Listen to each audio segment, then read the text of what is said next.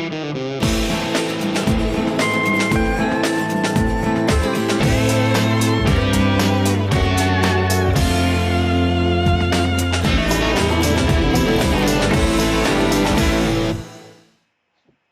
guys, and welcome back to another edition of Ranch Talk Live. I'm Mike. And I'm Erin. And this is our Wyoming Life. Thanks for coming out once again, guys. We have a very, very busy night in store for you. We have Zach Johnson, the Minnesota Millennial Farmer, is going to be stopping by via Skype or Zoom or whatever it is. He'll be hanging out with us for a little bit. He's coming up right after mail call, so about 35 minutes after the hour. If you have something to do between now and then, go do it now, because you're going to want to be here once Zach gets here. Tell them to leave. Well, I'd rather have them leave now and come back and not miss the best part of the show. Oh, true. Because I know for a fact I'm going to see throughout this entire show, when is Zach coming? Well, When's Zach going to be here? When is he going to be here? When are you going to shut up and Zach's going to talk? I'm going to see it the whole day. Not till 35 after. Yeah, so 35-ish after. if anybody asks, you can tell them just to sit back and enjoy what we got now.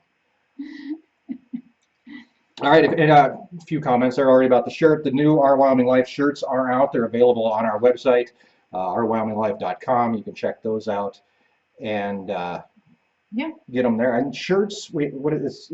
Men's and women's shirts now. And kids' shirts. And kids' shirts and infant, like onesies or some goofy thing. What else is there? There's those 3/4 sleeve, what are those called? Oh, they're like women's, I don't know what they're called. 3/4 length t-shirts. They're women's things? Yeah. I think I had like a 3/4 sleeve shirt when I was a kid. Well, are you Either a that, child either that, or it was like a hand-me-down or something. Yeah, It was Grace just, has some shirts that are 3/4 length too. it might have been. I don't know. It was kind of weird. But yeah, I remember having a 3/4 sleeve shirt as a kid. It was probably Just short. yeah. Okay. Well, I was happy with it. I liked it. Whatever. Anyway, so yeah, we've got Zach coming up. We have new T-shirts on the website. What else did I want to cover off right off the bat? We have mail call coming up tonight. We're going to take some questions. We're going to give you some answers, hopefully. A little Q&A time.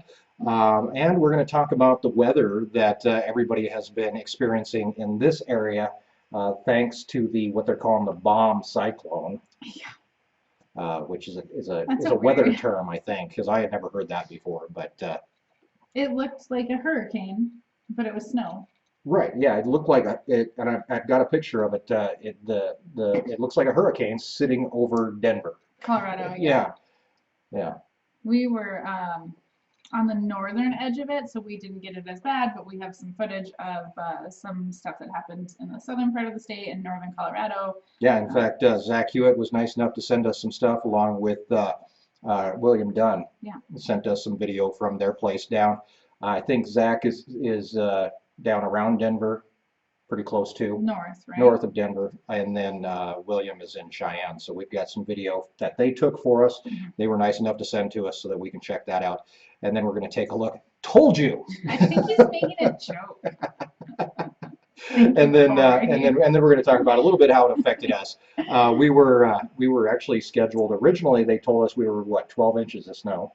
Yeah. And then they downplayed. Well, actually, I think originally they said less, then more, and then it became less. And then the weather guessers were having fun with us. It really changed a lot, and because we were on that northern edge, they really didn't know how much we were going to get. But yeah, so at one point it was like we were going to get 8 to 12, and it looked like pretty confident we were going to get 8 to 12. Wright, which is just about 35 miles south of us, was in the 12 to 18 inch bubble. So if it had come north even more, like we could have very much so gotten like 12 to 18 inches, but it stayed further south of us. We still got, it's hard to tell. The wind blew 40 miles an hour for a good 24 hours. I had friends of mine, they're like, how much snow do you have? And I said, I don't know. Idea. Half of it's probably, most of our snow ended up in Douglas. Or it might have ended up at Zach's place. I don't know. I mean, we had snow coming down, and where it drifted, we have 4, 5, 6, we have a 10-foot drift out here that I'm going to show you later. Someone said we look really orange tonight. I said that too. Did you say that too? I told you we looked orange. Well, you know, we need to fix that ahead of time. I told you, and you're like, no, it's no worse than normal. It all has to do with contrast and playing with these darn cameras The all the time. red is turned up too much. Yeah. Well, sorry about that. But if it helps, we can look like Muppets. I'll be Elmo, and I don't know any of the girl Muppets. Zoe, was she a girl Muppet? I think so. Yeah. Yep. All right. So anyway, where were we before the? We're just talking about the weather. We're just talking about the weather. We were talking about the weather. So yeah, we're the bomb cyclone Yeah. deal.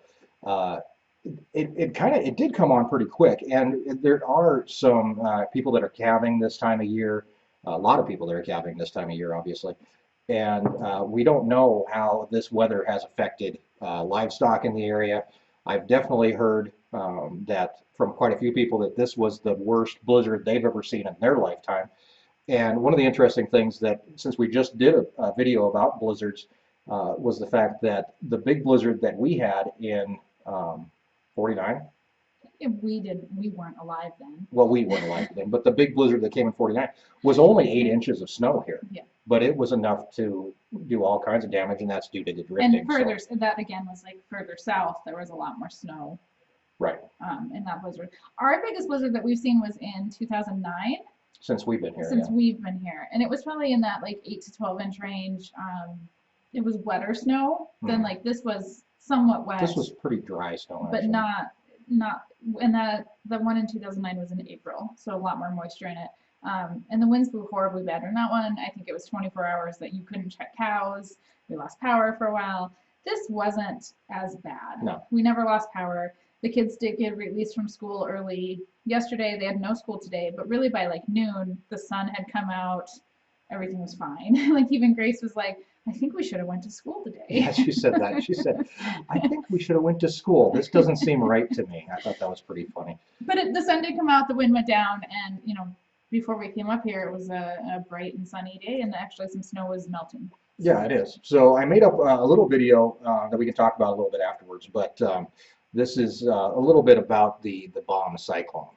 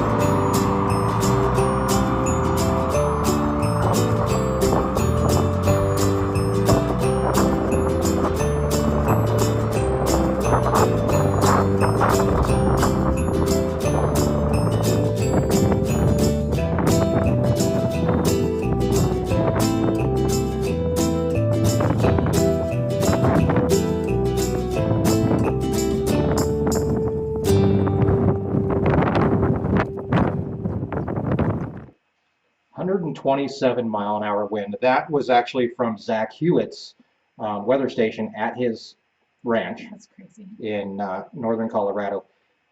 At 127-mile-an-hour wind, the tunnels would have been gone. I think the highest we've ever had since we've been out here and had a weather station is about like 73-mile-an-hour wind. I think so, yeah. Which is a lot. Like 127 mile. I mean, that's got to be like category 2 or 3, like hurricane. Yeah. So I'm glad.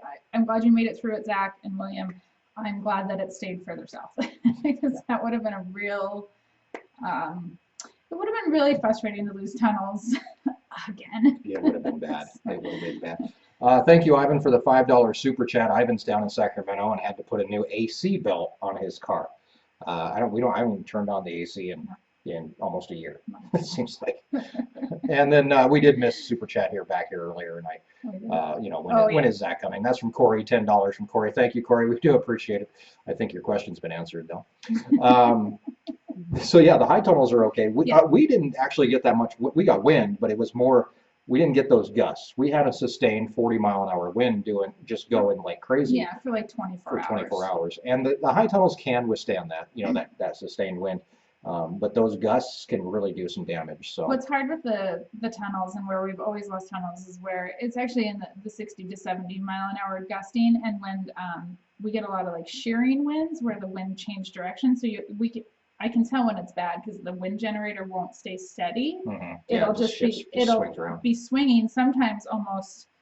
I mean, just a crazy amount of swinging, and that's when the tunnels really struggle. So that plastic, if it can just balloon and just stay steady from one direction, then they do much better than when the wind is shifting and you get this like rippling and this wave stuff happening, and then it snaps, and that's when you rip plastic. That's when bad things happen. So luckily, you know, everybody seems to be doing okay that we know. We've talked to a few people that are south of us. They seem to be okay. Obviously, we got some snow here. That snow drift on the end that I was climbing up and over. Underneath that snow drift is a bucket for a tractor. There's a blade in there, A box blade. There's a box blade buried in there. Yeah, so everyone who says, why didn't you use the box blade to, because to it's move buried. snow? That snow's going to be here till May. It might be. Or it's going to melt all in a week, and we're just going to be a giant And the muddy shop's going to mess. flood. It might. We might be pumping water. We don't know. So yeah, it's an interesting deal. We do have some cool videos coming up for you guys.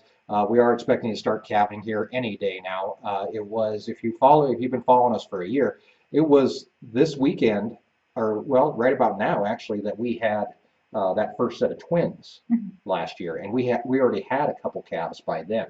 So these girls are actually doing their best to not have calves, and I think it has a lot to do with the weather, hopefully.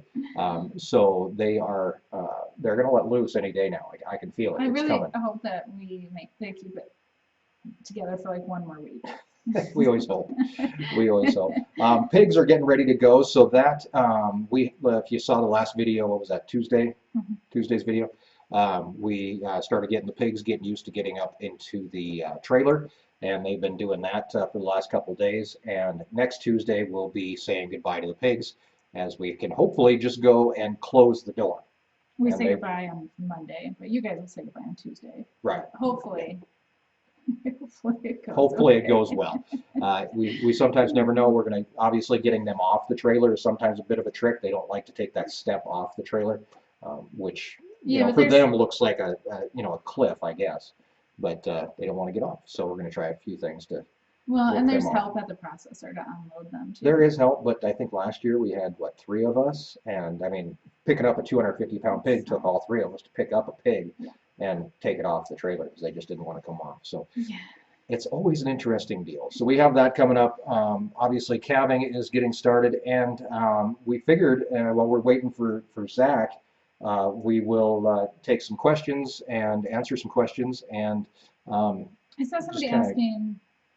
Yeah, questions. I didn't mean to interrupt you, but about what to expect during calving. And that was something that we talked about today, making a video about signs of labor. I think that might actually be Sunday's video. But you don't have any cows in labor. I know, but I don't know. It might be next. You never know what happens. It might be next Sunday's video. Might be.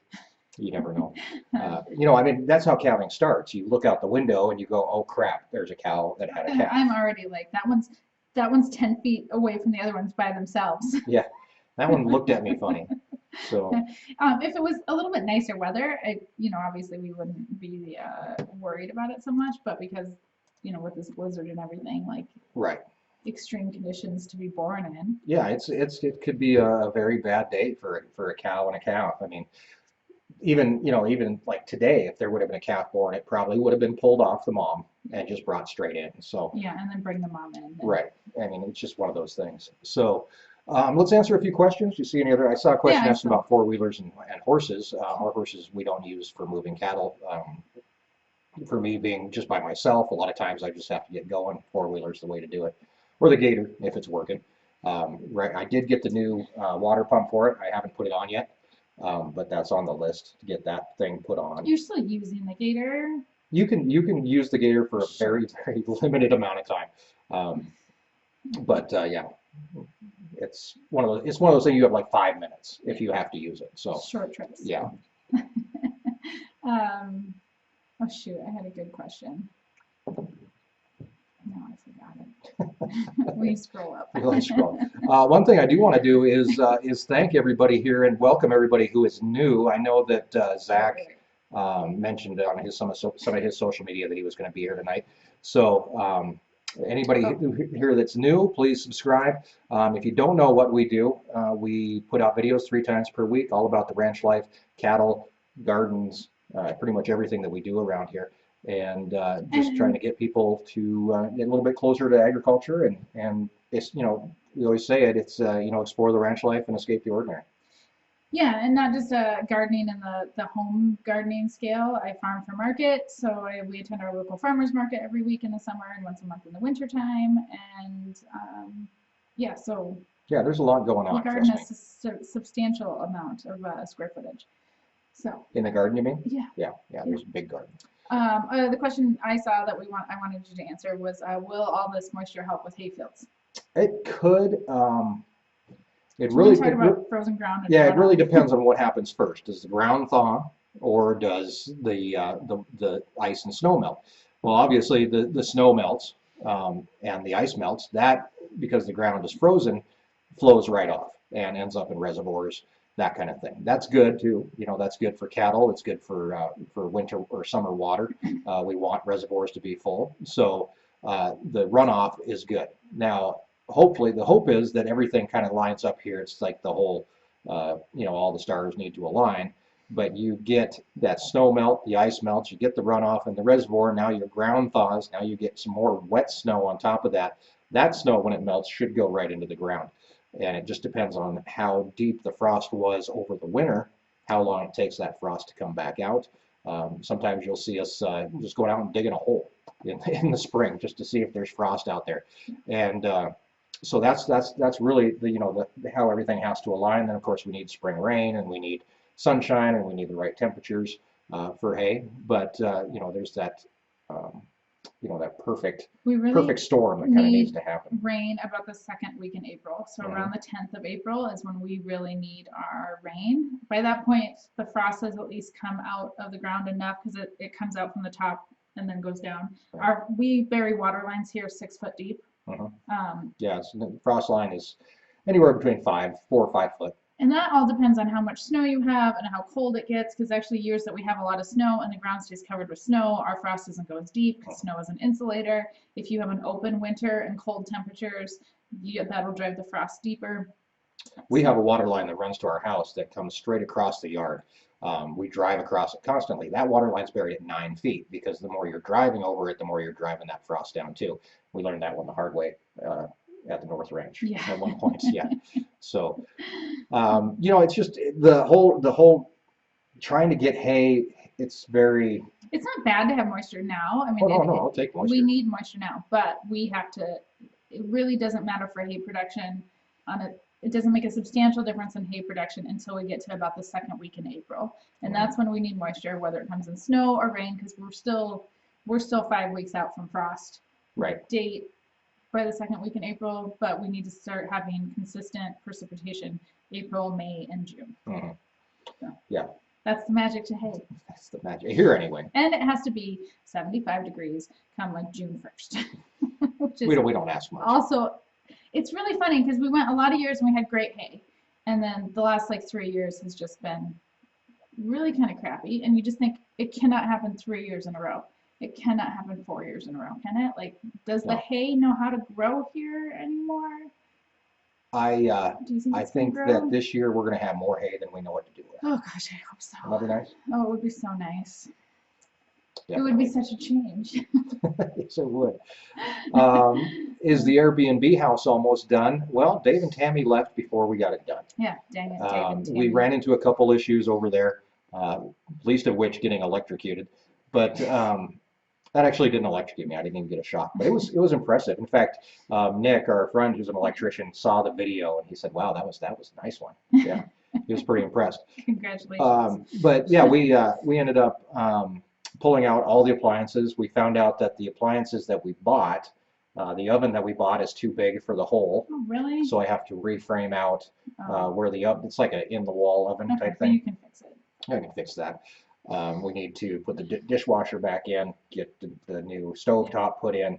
I still have to finish up a little bit on the countertops. We didn't actually finish both countertops. We finished the one. I didn't quite finish the other one.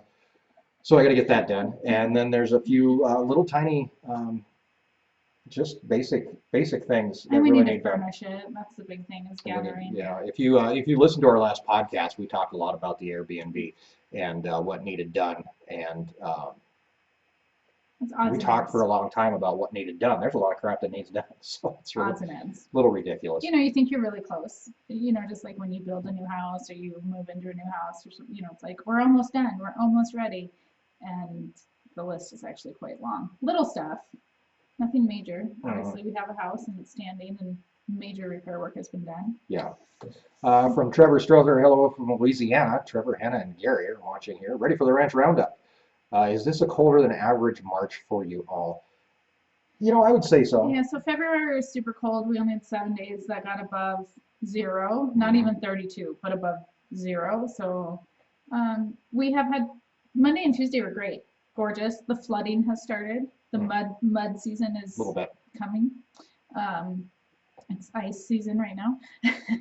So you know, but it was like 42, and we were all like super excited about that. So yeah, I'd say so far, definitely the first couple weeks of March were, I guess what it's only is 15, 14. So first 10 days of March were cold. Yeah. March is sometimes a weird month because I've been, I think if you go back and look at videos from a year ago in March, there's videos where I'm running around in just a t-shirt.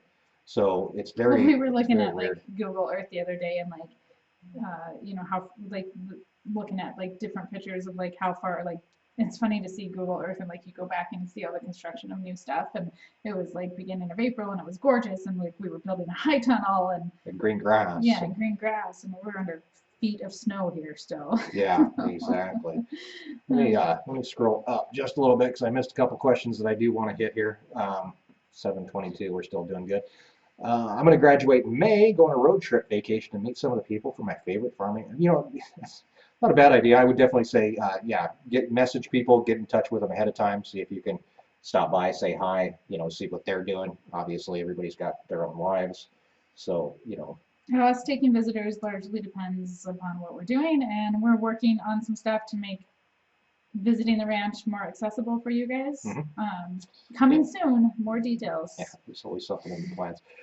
You guys have a license plate from Canada? We do. Quite a few from Canada, actually. Let's send them. It's not a one and done from, you know. No, it's not. I'm filling up that wall. If I filled up every wall in the shop, I would be like, well, let's start on the ceiling because why not? I don't care. I get that a lot though. People are, hey, do you have a New York plate? Yeah, send another one. Feel free. There's not much that we're missing at this point. No, not really. In fact, the Ranch Roundup, if anybody doesn't know what that is actually sold out. But we have people from 33 states coming to the Ranch Roundup, which is happening here in August, and I think 6 provinces are represented. So we have people, you know, from the United States, from Canada coming. I don't think we have anybody from Mexico that's coming up, but I don't think. I thought I had someone from Norway. We did. I think they canceled. They must have canceled. But anyway, yeah, we've got people coming from all over the U.S. to the Ranch Roundup, and I think that I think a lot of people are coming to see their license plate and check it out. So, did you see something? Well, there's a super chat. Okay, super chat from Luis Sanchez. I stay in hotels a lot since I travel for work. I'm constantly watching your videos. How do I get some of your beef? Right now, you stop by, and that's pretty much the only way to get it. Shipping beef is incredible. I looked at stuff online for people that do this, and they sell beef, they ship beef, and honestly, like I have a moral dilemma with charging somebody $100 to ship them a box of beef that costs $50. Yeah, so you talked about it in a video. We've done some research. We're not saying that we're not going to offer it online, but I appreciate you guys like really being enthusiastic for wanting to buy our beef and pork, but the bags alone and the boxes that we have to buy are going to cost between $20 and $30 per package, which is fine. Shipping is going to cost between $100 and $150, and that's fine if you guys want to pay that. I feel bad. We feel bad. And inevitably, too, something that we do have to consider on the business end of it is something's going to happen, and at least one person once in a while their package isn't going to make it. Yeah. And so, and we wouldn't, if something happened and UPS messed up, it's not like we would expect you guys to pay the money and not get a product. Mm-hmm. And obviously they have an insurance policy and all that stuff, but getting that money from UPS, can be a disaster. And so in some ways we have to build in a small percentage of loss. So it's not something that we've said no to. It makes me nervous. Like obviously we don't want to lose money, and Yeah. and do you guys want to, for a $50 bundle of meat, do you want to pay $200? Yeah. I mean, do you guys really It's good, but I don't know if it's that good. It's not that good. No, it's not. Like, I don't think a $50 package of meat is worth $200. No. And we always tell people, find a local producer. Yeah. If you want local beef, there's people that are right around you that are raising their own beef. You just have to find them. Yeah. And support those people, rather than us and have to do that. So. And so we're going to continue looking at shipping beef, seeing if, and the other thing is we might have to take certain times of the year off, because packaging meat and getting it to UPS at a certain time of the day, and that 2-day shipping, and summertime, sometimes we don't have time to do anything but try and. You've thought a lot about this, haven't you? Well, we talked about, like, I don't have time to package meat in June, July, and August. Like, that's just a reality. Like, and until we can hire help on the ranch, like, I don't know. We'd have to take that time off. Plus, it's hotter, and like, will the insulated boxes hold up? I mean, we just don't know. Yeah, there's a whole mess to it. So, but we are working on some stuff to make it easier for you guys to come visit the ranch, and some other stuff to make meat more accessible if you come to Northeast Wyoming. Yeah, if you come, you're more than welcome to come and try some meat. In fact, one of the things that we're doing at the Ranch Roundup is the day after the Ranch Roundup, we're opening the ranch back up, and people can come and purchase beef and pork. Yeah. So beef jerky will be coming back here before too long. And that's easy to ship. That's easy. That's easy to ship.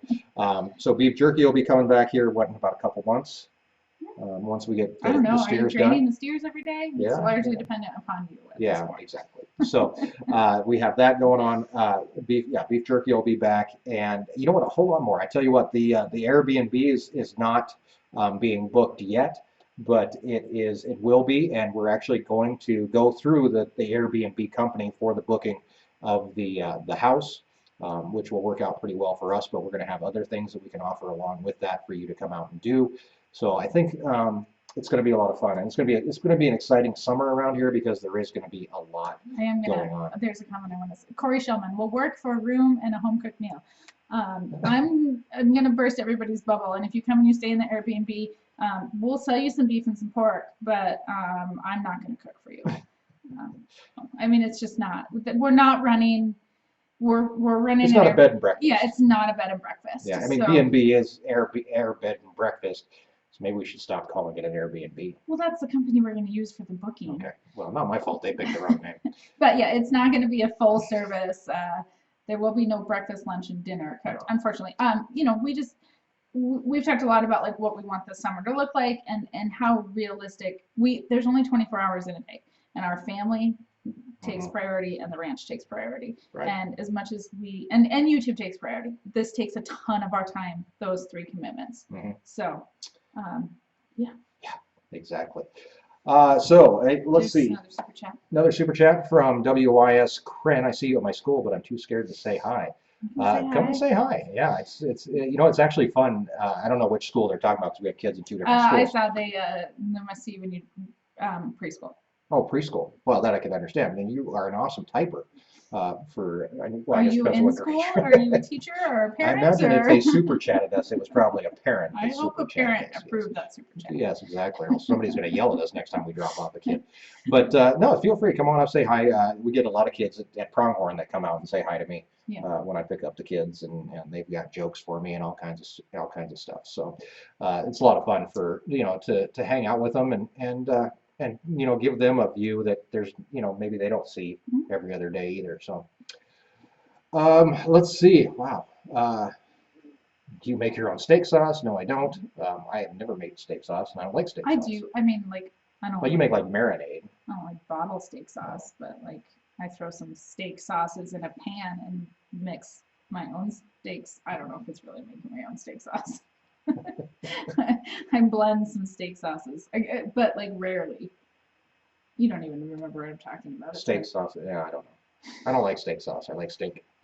And then if you We're put steak like- sauce on steak, it doesn't taste like steak. It tastes like steak sauce. We're like steak purists, salt and pepper, Yeah, and a Yeah. good sear, it's goofy. and garlic and butter. I like to baste it. Yeah. Make it- Yeah, exactly. Do you remember what kind of pigs we had? I just saw that question flow through. They were Yorkshire something or other. We had some Hereford in them. Oh, that's what it was. Yeah, it was Hereford Yorkshire mix. So- Matt, the kids have been eating the marshmallows. Have they really? Oh. I throw some in some cereal once in a while. We had hot chocolate last week. Grace had marshmallows in her hot chocolate. And they have not tried to kill me since last live stream. But I haven't. I've stayed away from them. I don't touch them. So, All right. all right, let's Mail hit it. call.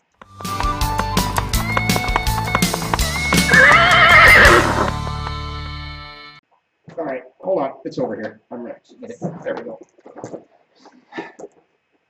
I still need to build that catapult. I'm gonna do I thought it. you and Dave and Tammy were going to put the catapult. No, because Tammy said she would just throw it while she was here. We do need to Tammy, we build a need you back. All right, so this week has been a little weird for mail call just because with the weather we haven't gotten any mail. In fact, we here at the ranch we only get mail 3 times a week. At our post office we get it. Well, the mail call More doesn't come to the but- ranch. And we don't get mail 3 times a day. 3 times a day. We don't know when we get mail We anymore. we don't actually know when we get mail anymore. We just go out to the post or the box every once in a while and there's mail in it. Yeah, With no exactly. rhyme or reason or schedule. So we did get a bunch more license plates this week, and we'll take a look at those. We've got license plates from Minnesota, North Carolina, Illinois, and South Carolina here in the last couple days, and the license plate wall is growing. It's really full. It's getting full. Dave helped us out with it, and while he was here, and got a bunch more plates put up. And that's all of them right now, I think, unless I have some plates hidden away somewhere, which I might have. This happens frequently. I'll be like, oh crap, there's plates over here. Yeah, it does happen frequently that we find like a straggler plate that got like put in a weird spot. We try to be super I organized. find them in my truck because I'll pick up, excuse me, I'll pick up mail in my truck, and then I'll forget, Yeah, and and then I leave them in there. they So, get left in my car. yeah. So from Henry Horn, we got a plate from South Carolina. Bud Knutson, which I'll read his letter here for you in a second, from Illinois.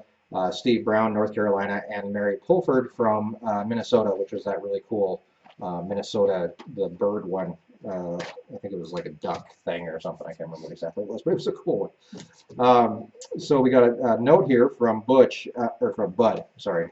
I know a guy named Butch Knutson, so that's why that's confusing. From Lake Geneva, Wisconsin. He sent us an Illinois plate, though, and I think he explains it.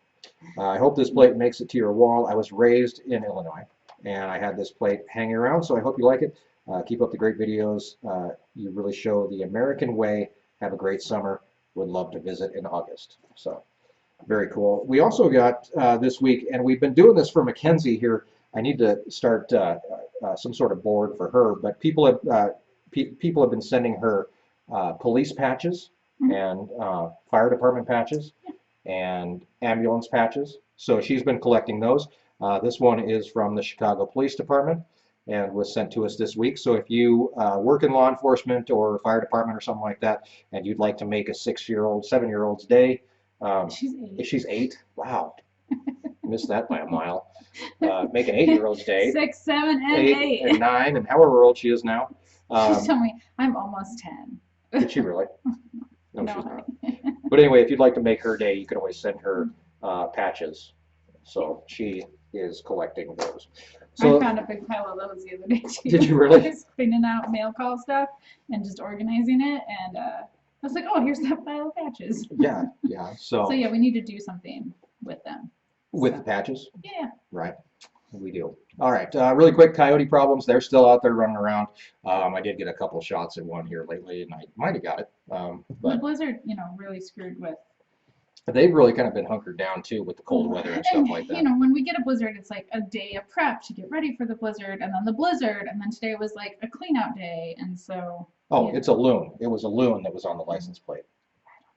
That's a bird, right? It is a bird. It's a bird. We don't have loons. We do not. No. Are you guys ready to talk to Zach? Yeah, let's get him in here. 231,000 subscribers, and we actually looked back. It was a year ago. He had 50. Was it a year ago? He had 50,000 We were subscribers. scrolling through his Instagram today. So It's 50 not like from creepy or anything, is not it? at all. No, we stalked Zach. So 231,000 subscribers now. He's been growing like crazy. Thank you, Tyler. Thank you, Tyler. He's a fifth generation farmer. He is in west central Minnesota. His name is Zach Johnson, and You guys probably know him. you might know him. He is the Minnesota Millennial Farmer. Now, we've been bringing in some people into the live stream, and basically our whole point behind this is to show that we are not competitors. I think that in YouTube a lot of times there is this me against you, you against me type of thing going on, and what we really wanted to show that was in agriculture we're all working towards the same goal, whether or not it's if you might not even have the same statement about your goal, but we're all working towards the same goal. So we're very welcome, very glad. What's that? Trevor, we'll answer your question after we talk to Zach. Okay, you better remember that Yeah. question because it's going to be gone We when won't we get forget back. you. You You don't sure? have to scroll. We won't forget you, Trevor. Just hang on through Zach because you're going to really want to listen to Zach. Yeah, exactly. So anyway, he's waiting for us. Let's get in there and we'll visit with Zach Johnson, the Minnesota Millennial Farmer. I'm the Millennial Farmer, and this is Grain Bag Launch.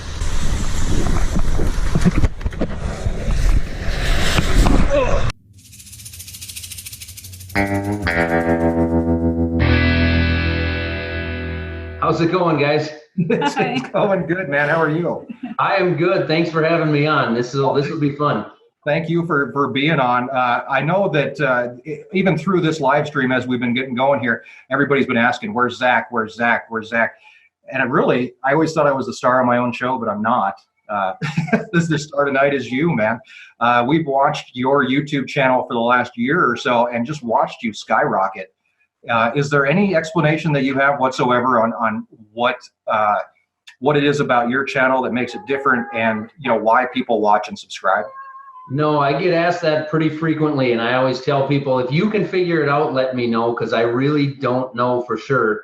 I don't know what the key has been to making our channel skyrocket the way it has in the last year. I just know we've tried to be consistent with the videos and kind of do what we've always done, and it's worked out. So whatever you're doing, it seems like it's working. Are you running into any problem with time management, especially now as you move into the spring? You're going to be seeding, and you've been doing this for a couple of years now. But do you run into the issue where filming slows you down? A little bit. The number one thing for me is whatever I use for equipment has to be small, compact, easy to use. I can't fumble around with it. A lot of times when it's time to really work, I just got to leave the camera in the lunchbox. I mean, there's just times where I can't get that on film. And sometimes guys will tell me, why don't you show yourself working on stuff more often? And there comes a point where I'm just not going to stick the camera in everybody's faces when we have to get the work done. So I run into that a fair amount. But as far as trying to slow me down, I try to make sure that I'm filming while I'm working and making sure that, I slow down as little as I have to. Mm-hmm. So, that's big for me, is just making sure that whatever I use, however I do it, I've got to be able to keep working while I'm filming. I struggle a lot in the summertime, like when I'm trying to do the gardens and I don't have any help and I'm by myself, and do I drag a camera around or make you come and help me hold the camera or a tripod? And sometimes it's like, I just want to go work. Right. Yeah, you just don't want to think about it. You just want to work, like you said. Yeah. I just want to do my work. And we struggle with that, especially in the summertime a lot. Those are the days when Erin brings me a camera that has 3 hours worth of footage on it, and the camera hasn't moved once. It's fine. It's been clamped on a fence post for 3 hours. You can make an interesting story. It's difficult to make that into a riveting video, isn't it? It is, yeah. It's one big long time lapse that we squished down to about 15 seconds. This one thing happened, and it's really funny, and you should find that in that 3 hours of video. That's a lot of fun. You're actually more on the farming side of agriculture. We're more on the ranching side of agriculture, but we're still in agriculture together. But one of the big differences, and I've got friends of mine up in Montana that are on the farming side of things too, is the GPS tractors. Now, people think we have these. We don't. No. We hay one cutting a year. We spend, 2 weeks cutting, maybe 3 weeks in a tractor a year, whereas you guys are spending way more time than that. but the GPS tractors really do interest people. Have you ever had a close call with the GPS? As far as I can think of, I've never fallen asleep while driving a tractor. I don't believe. There's always there's always 2 or 3 times a year where something will happen. The GPS will lose signal for a second, and then it turns itself off, and then I'll continue planting for 1,000 feet. Pretty soon I look over either at the GPS or I look behind me or something's off, and I'm going, what is going on? Well, I look down and the GPS has been off for 2 minutes, so the tractor just kind of veered its way off. So then I've got to go back and fix that. And the first couple times it happened, you kind of had to explain it to the guys that didn't plant that.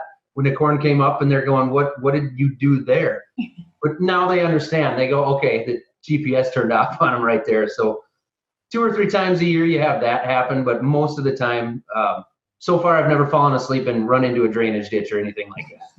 Yeah, I grew up in Montana. We're big wheat farmers and spring wheat and winter wheat and that kind of thing up there. And one of the things that I always heard about was the grain silos full of grain and how dangerous they are. Yeah. Augers obviously can rip somebody's arm off pretty darn quick, or at least mangle it. But are there accidents that do involve grain bins? People still getting sucked into the grain, that kind of thing? Yeah, there's definitely dangers that come with, the grain bins. We find that as far as a return on investment for us, grain bins are huge in our area. So they're kind of a necessary evil. They're not always fun to deal with. They're not fun to have around. You worry about the grain going bad or whatever, getting bugs in it or having it overheat or those kind of things. They're a constant hassle. So it's not like we enjoy having them, but they are a necessary evil. When it comes to safety around them, most of our augers personally now at this point are enclosed, other than the belts on the outsides. But when it comes to getting in the bins, we try to have, 2 guys here. If you've got to get in a bin, you try to have 2 guys around. Right. And that doesn't always happen. You can't always do that. I mean, sometimes the work has to get done. So you go about it as safely as you can. I mean, obviously, if there's a problem in a bin, you've got to be safe about that, because it happens. It's happened to a couple guys around here in the last 5-6 years, and it happens quick. And you got to do what you got to do to get the work done. But yeah, you've got to be safe about it. So we try to have somebody else around if we've got to go in there. At least give the wife a call and say, I got to climb in a grain bin, so come looking. Yes, actually, yeah, we do that sometimes. There are times that I've done that. I've got a neighbor that's a good friend of mine, and he called his wife and told her, hey, I've got to go on top of the grain dryer for a little bit here, and I'm just letting you know that I'm the only one in the yard, and I've got to go up there, so I'll call you when I get down. And she was away at work, so he said, well, it's a 10-minute fix, it's not that big of a deal. I'll call you in 10 minutes when I get back down.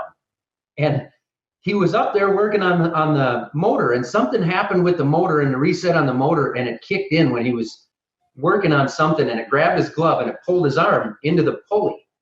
And it was sitting there smoking the belt with his hand actually stuck in there. And he got to the reset on the motor, somehow got it shut off, and then he had to figure out how to fish his hand out from in there. And he had some real damage across the back of his hand. And it took him about a half an hour. He got down to his pickup, and he got into pickup to call his wife, and he called her. He said he had about 15 missed calls from her. And he called her back, and she was just chewing him out. Why didn't you call me? Why didn't you call me? You told me you were going to call me when you got down. And he said she was yelling at him too loud for him to get through the point that, but something did happen. I couldn't call you. And it was a pretty funny story. And luckily he was okay. He didn't lose any fingers or anything like that. But I thought that was an interesting story when you brought that up. Just, it does happen. Erin does. She'll text me every once in a while. Are you still alive? And sometimes I don't text back. And then I assume the worst, especially during calving, and you'll do the same thing. You'll call me hey, I'm bringing this calf in. I got to get the cow in. And if it's in the middle of the night, or now our kids are old enough where they can hang out in the house for 10 minutes. Well, and my mom's here on the ranch too, but it used to be, I'd have to call my mom, and she was 20 or 30 minutes away to get out here. So, it was you on your own. And so, yeah, I would, are you dead? Are you alive? Yeah. Why didn't you call? Why did that take so long? Mm-hmm. So people in agriculture, and you especially, try to be a good steward of the land. So can you tell us about some of the things that you do, water sampling, how you handle ditch runoff, and, what do you do to ensure a safe environment around the farm? When it comes to that, I mean, the first thing that I think people need to realize is that when it comes to our natural resources, number one, we're the ones living out here. So myself, my family, my kids, my wife, we're the ones that drink the water and swim in the lakes and make our livelihood from the soil out here. So when it comes to healthy water and healthy soil, there's nobody that cares about having that more than farmers do. I mean, you guys understand that. So we do whatever we can to make sure that, we're doing the right things. And when it comes to fertilizers and pesticides that people like to talk about how much we use, and the first thing they got to realize is that's expensive stuff for us. I don't want to use more chemicals and more fertilizer than I absolutely need to. So I want to use the minimum amount that I need to get the job done. A lot of people, I get chewed out a lot for not practicing no-till on our farm. No-till is really, really big and really popular in a lot of areas. I believe that no-till, when you can make it work, if you can make it work for you, I think it's definitely the way to go. We have tried experimenting with some cover crops to try and prevent some wind erosion in the winter. We've had no luck with it. So far, it's been a pretty big waste of money for us, but we keep trying it. And we have tried no-till, but it's been about 20 years. I don't want to use names yet in case this doesn't happen, but I'm hoping to get together with a couple people that are really experts in the field of no-till and strip-till and cover crops and that kind of thing, and try to experiment with some of that this year. And if we can make it work, hey, that's great. I would love to go to it. And if we can't make it work, at least I've documented that we've tried it, and we'll be able to see the struggles, and maybe somebody out there will be able to help us figure out how to make it work better on our soils. But we really struggle with it. Drain tile's been big for us. Drain tile gets a bad rap, at least around here. I know it does in our area. Irrigators, nothing is irrigated around here. We have too much moisture. And so we drain tile stuff. And drain tile gets a bad rap for putting nutrients into the water. And the fact is that there's a lot of spots where if we didn't use drain tile, when we get a big rain, the water's going to go over the top of the field and wash that soil into the creek or the streams without it. And so when you're taking soil, you're directly taking nutrients right into the water. And if you can lay drain tile underneath that in a lot of areas where you're using it correctly, that drain tile will filter the water as it moves through the soil profile before it gets to that drain tile. So you're actually filtering and cleaning the water before it gets to the water system. So that's been big for us. We've got a deep bander, it's called, where we apply our fertilizer with that, where we put our phosphorus and our potassium or our potash below the soil so that it's actually underneath the soil. And that way it's down in the soil profile where it binds with the soil. The positive and the negatives, they bind with each other, and it's in the soil, it's there. As long as there's not too much water, it's going to stay clinging to that soil, and then it's not susceptible to the wind erosion that we get sometimes if we don't get enough snow cover. So that's been big for us as far as keeping the nutrients in our fields as well. Yeah, I think, it's always a struggle, and we've dealt with really, low moisture and low rainfall and stuff. So we've had, it's been several years of poor hay crops, and everybody's quick to spout off a lot of answers for us and do this and cover crop and stuff. And it's interesting how you say cover cropping, even for you guys, was ineffective and cost too much money. And it's really hard when you have to balance the, we need to buy hay because we need to feed the cattle because we need to pay the bills. But yes, cover crops could be great and regenerative for our soil. We have sandy loam soil and high wind and No topsoil. 2 to 3 inches of topsoil. Nutrients move through our fields super fast. Fertilizer has almost every rancher around here will tell you the years that they have fertilized, it has been a waste of money. And so it's hard. It's a balance, and there's not a one size fits all. Even, where we hay and our neighbors, we can have drastically different yields because one size fits all. So. Wow, that's interesting. Yeah. So you've got neighbors that won't use fertilizer because they don't believe the soil doesn't hold it? No, soil does not hold. Yeah, and we've tried to. We haven't personally fertilized. No, we use manure to fertilize, but sure. So one of the big issues that we run into is obviously rainfall. So if we go out put out a whole bunch of fertilizer and we don't get rain that spring, we don't have a hay crop anyway. Sure. Yeah.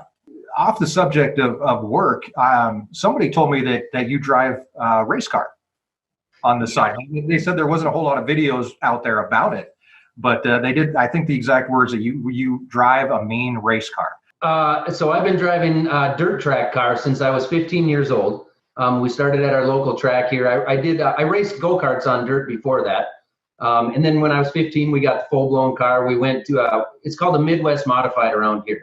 So around the country, some guys will call them E-mods or UMP Modifieds. They're an open wheel car.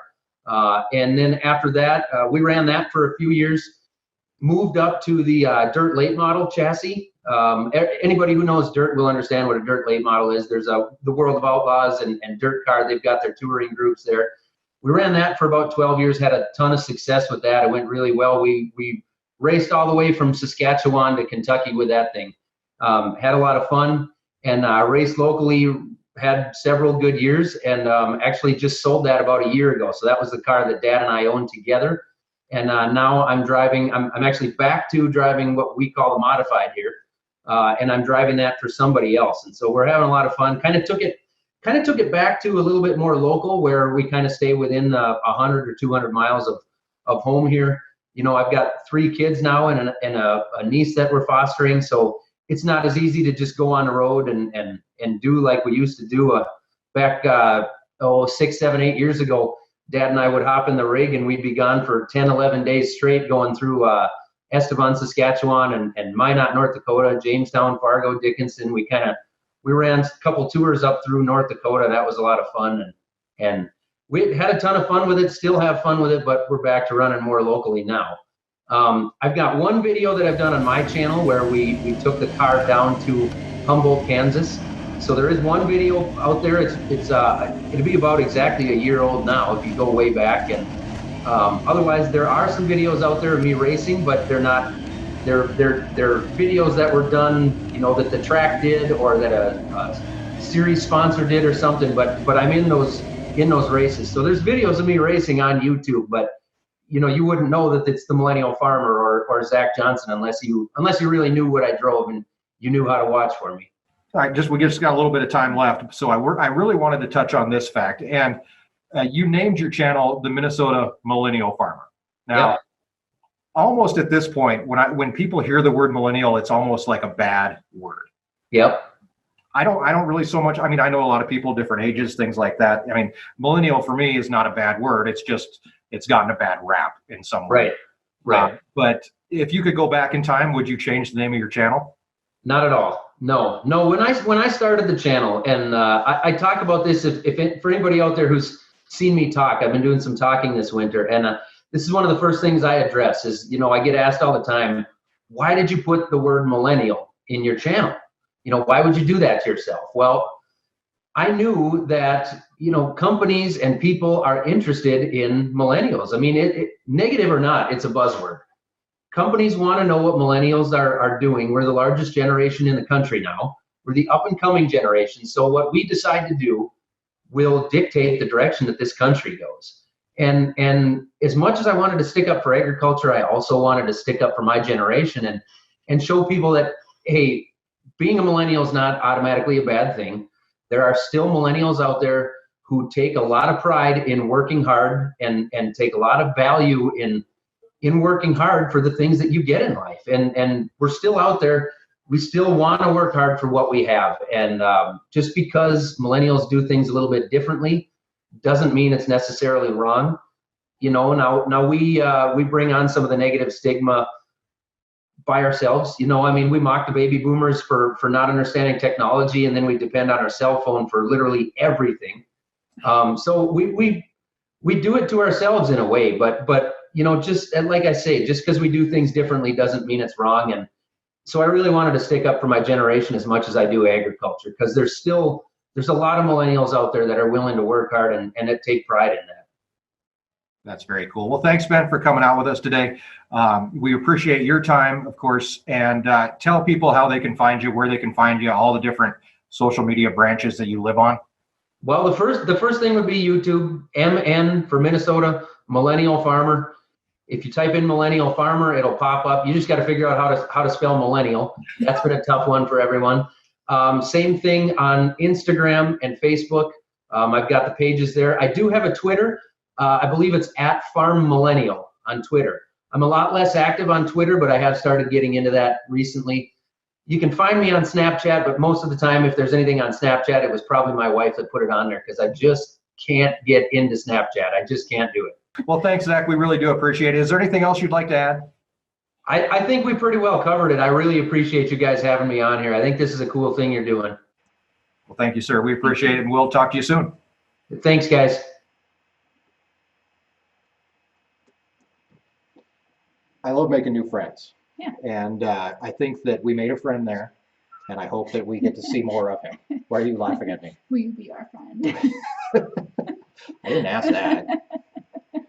No, Zach seems like a pretty cool guy. Yeah, for Pretty sure. down to earth. I really enjoyed that. Yeah. I mean, there's this whole thing that, you get from, and I noticed this even when we first started making videos, was I would get comments where people would say, I always thought that all ranchers and farmers were stupid. And I honestly believe that you have to educate yourself, or else you're not doing your job correctly. Yeah. We eat the same beef we produce.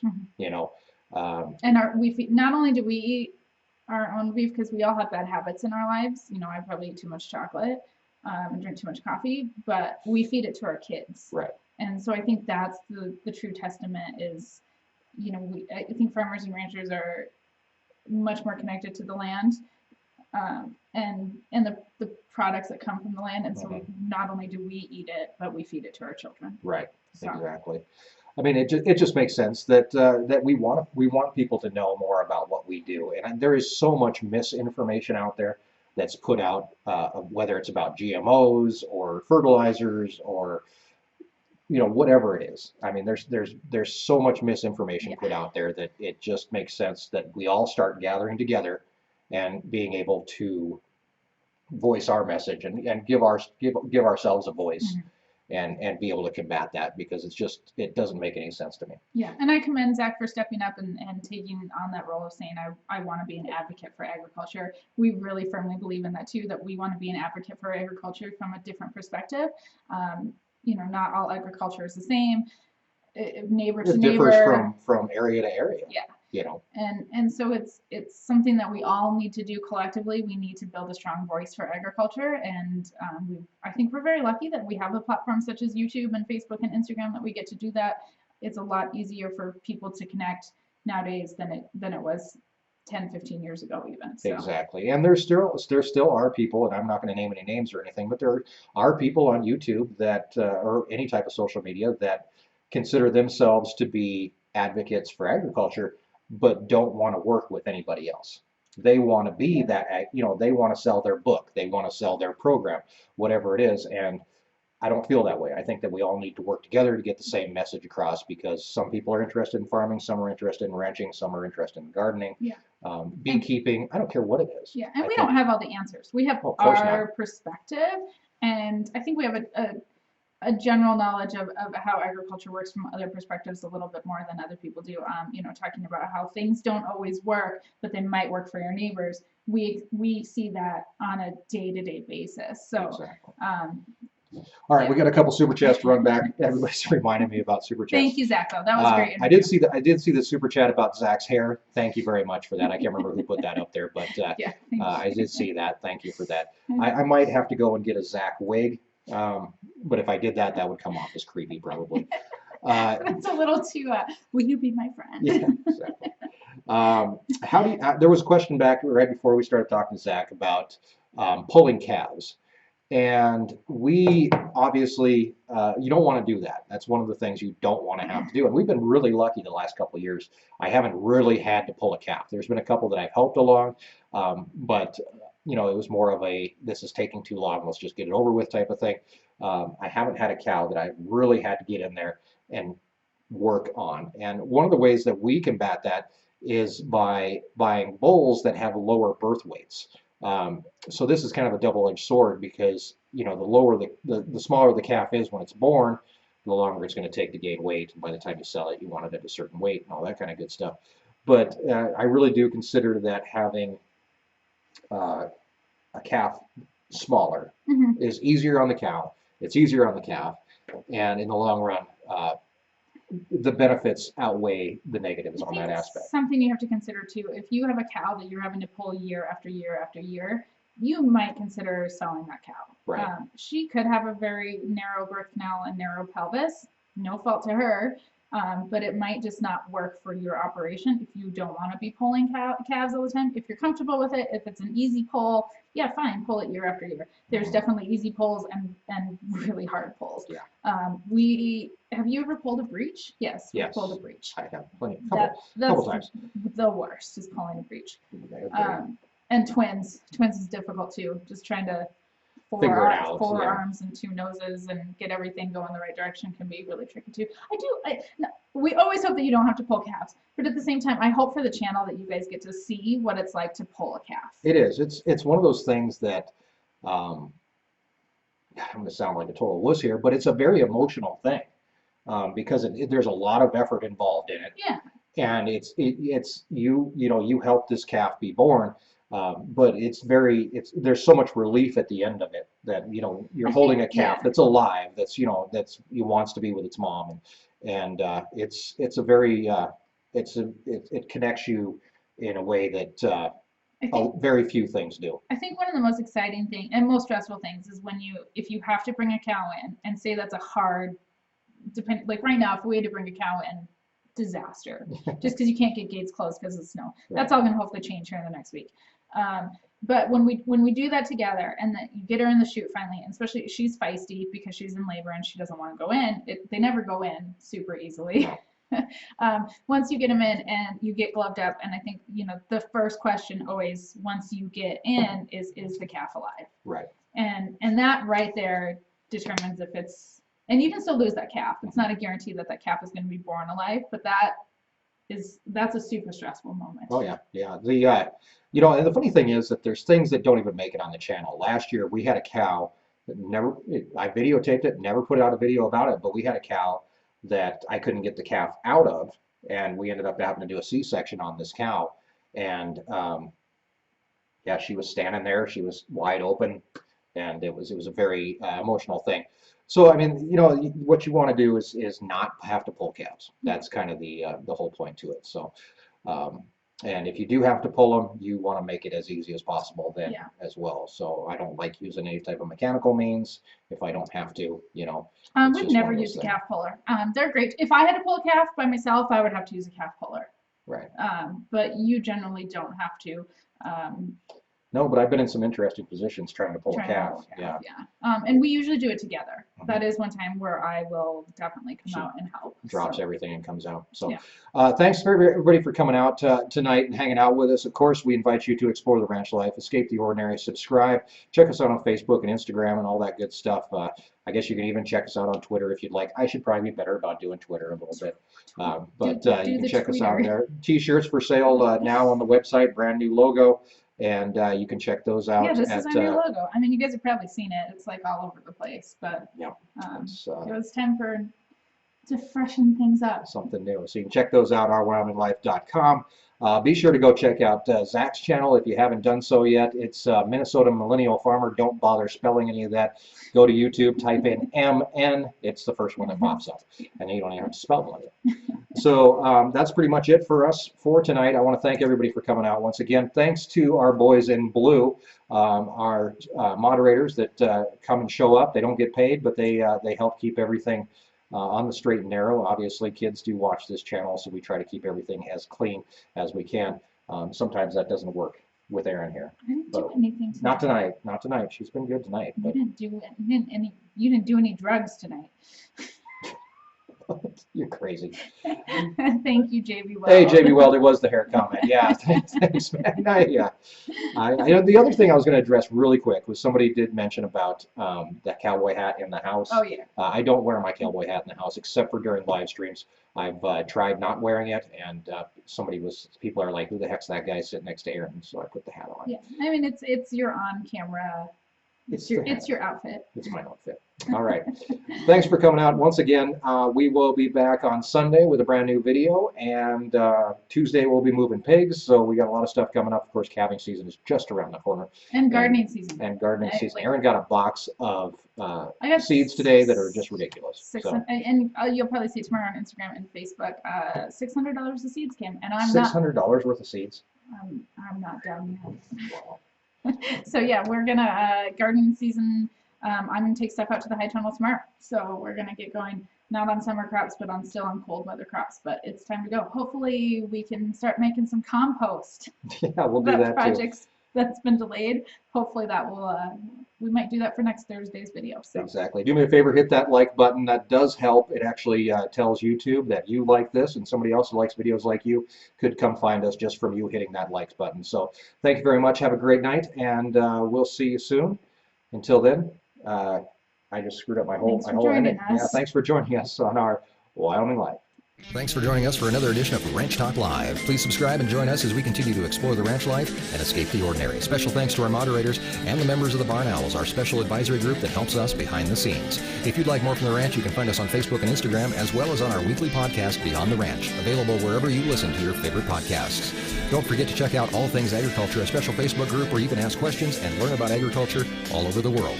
Until we see you again on Sunday, have a great week, and thanks for joining us in our Wyoming Life. And that was totally the wrong outro. But thanks anyway. Have a great night.